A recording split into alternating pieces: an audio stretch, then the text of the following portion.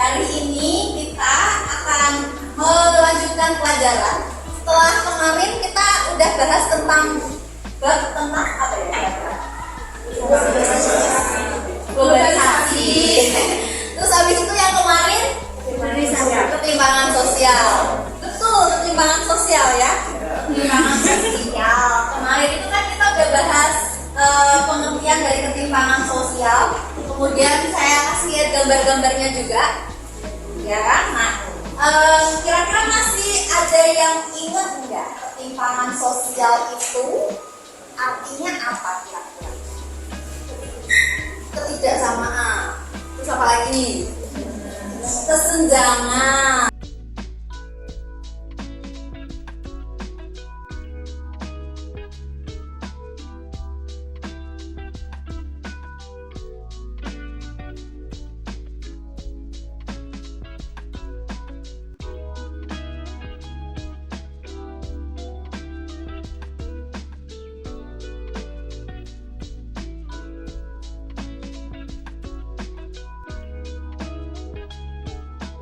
Ketimpangan sosial itu ternyata karena ada perbedaan akses ya, tadi ada masyarakat ya, mereka itu level pendidikannya mereka ada di bawah, dan ada juga masyarakat yang level pendidikan ekonomi dan sebagainya tadi ada yang tidak seimbang.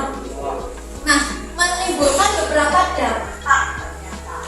Dampak yang pertama itu ada kriminalitas, yang kedua lemahnya jiwa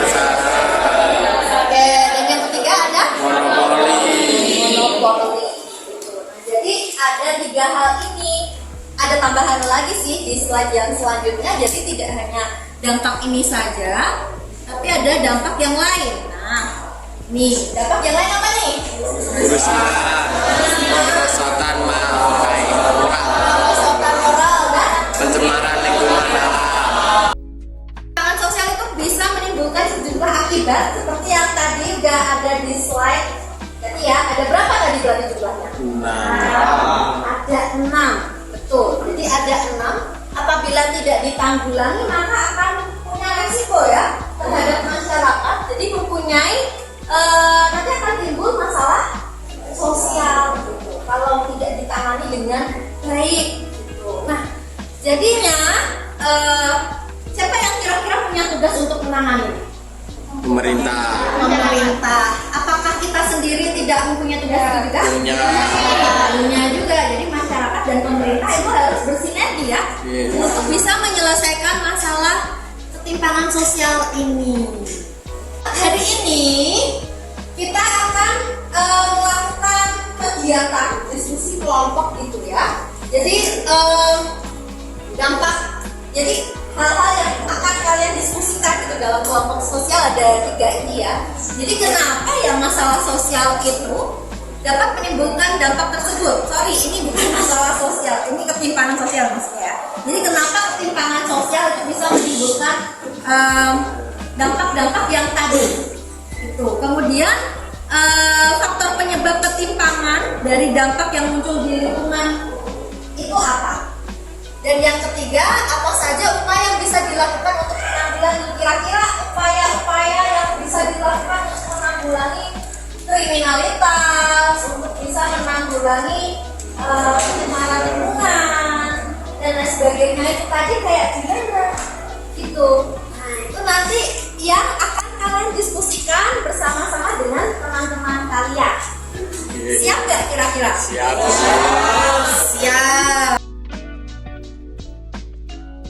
Sudah membawa kertas?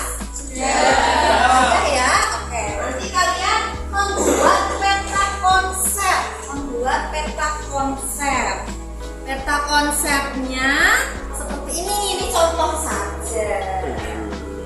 Jadi ada cabang-cabangnya gitu ya. Jadi nanti kalian akan dibagi menjadi 9 kelompok. Ada 4 ya, sudah saya bagi ya semalam itu lewat grup WA ya.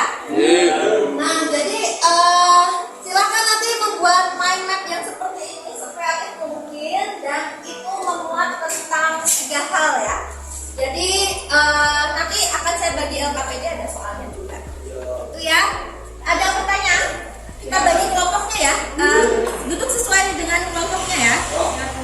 Ya, nah kelompoknya ini silakan duduk sesuai dengan kelompok. Kelompok 1, jadi ada nanti 4 ya, duduknya berhadapan-hadapan aja, kursinya diputar aja. Itu di kelompok 1, 2, 3, 4, 5, 6, 7, 8, 9. Gitu ya. Oke, silahkan duduk dengan sesuai dengan kelompoknya.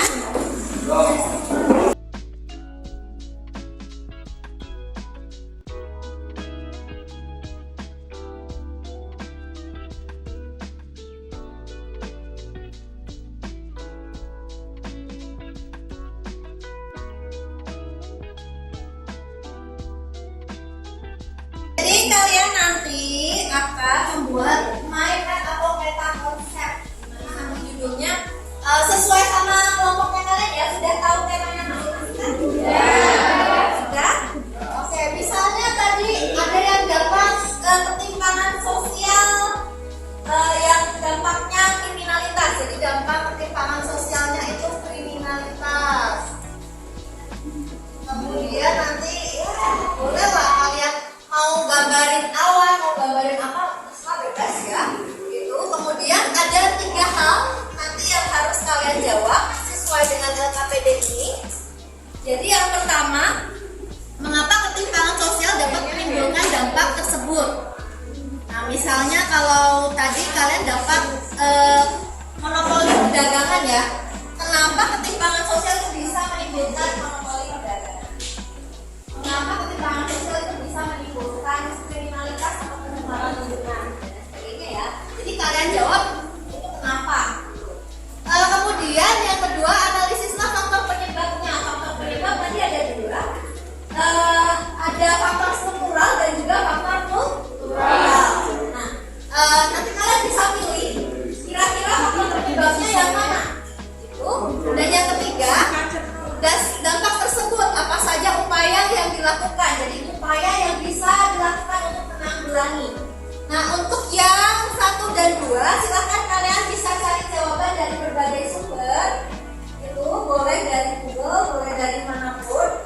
Tapi jangan berani ya. Jangan berani.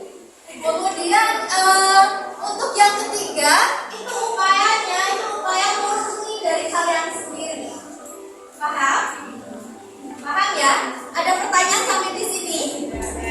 Tidak. Kalau upaya berarti terserah kalian. Kalian pengen pemerintah tuh ngapain?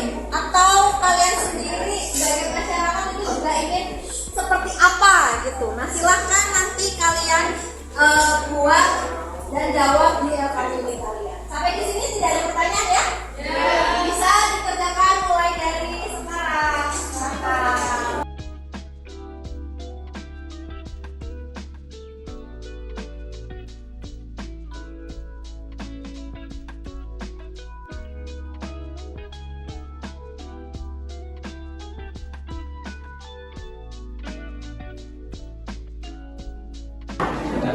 Terus bisa yang terjadi yang akhir-akhir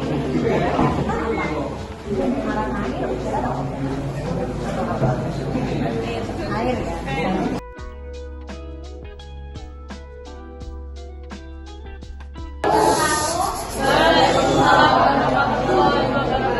Kami dari kelompok 9 yang mengenal tentang monopoli pasar. Sangat dijelaskan. Pasar monopoli adalah kondisi di mana hanya satu atau sedikit penjual di dalam pasar sehingga tidak ada pihak lain yang menaikinya karena perusahaan biasanya memproduksi barang atau jasa yang tidak terproduksi oleh perusahaan lain. Pasar ini menjadi bentuk interaksi antara permintaan dan penawaran di mana hanya ada satu produsen yang berhadapan dengan banyak konsumen. Terus dari sini kita melihat dampak. Di sini ada dampak positif dan negatif. Mulai dari sini, di sini ada dampak negatif. Yaitu nomor 1, monopoli efisien. 1, memaksimalkan efisiensi sumber daya ekonomi. 2. Sarana meningkatkan pelanggangan. 3. Menggunakan adanya produk tiruan. 4. Menggunakan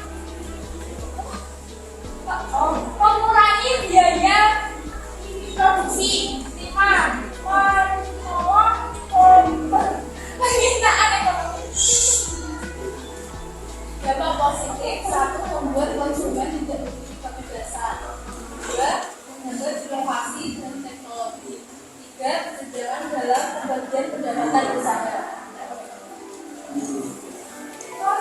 Terus ini ada faktor penyebab ketimpangan berdasarkan tema dampak ketimpangan sosial yang kelompok kami dapatkan, yaitu faktor struktural. Faktor struktural berkaitan erat dengan tata kelola yang merupakan kebijakan pemerintah dalam menangani masyarakat. Dan di sini ada yang dari kami jika ditambahkan. Kelompoknya dia Aulia, Dimas dan juga Ana ini dapat tema tentang monopoli. Di monopoli di sini maksudnya ada sejumlah perusahaan-perusahaan seperti itu ya, yang mereka itu menguasai perdagangan atau pasar-pasar.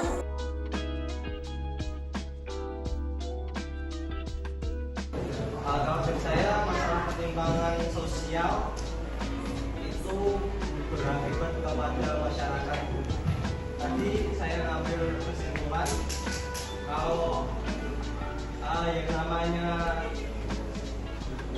tidak pemerataan, anak-anak di sekolah yang jembatannya yang rusak, Jembatannya yang rusak. listrik yang kurang bisa pemerataan.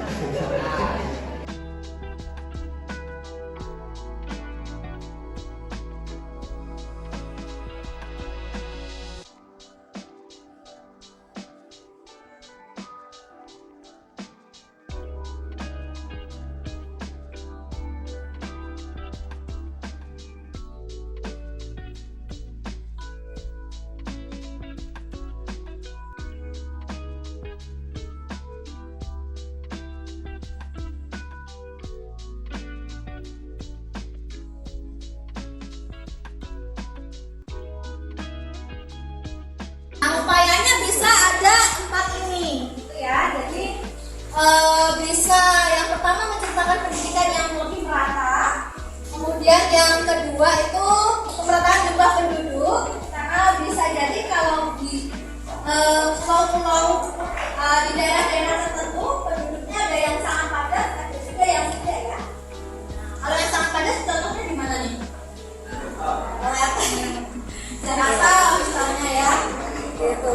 Kemudian menciptakan peluang kerja dan meminimalisir korupsi. Jadi ini nanti kita lanjutkan lagi ya proyeknya, diselesaikan. Sudah selesai nanti kita presentasi. Selamat pagi. Assalamualaikum warahmatullahi wabarakatuh.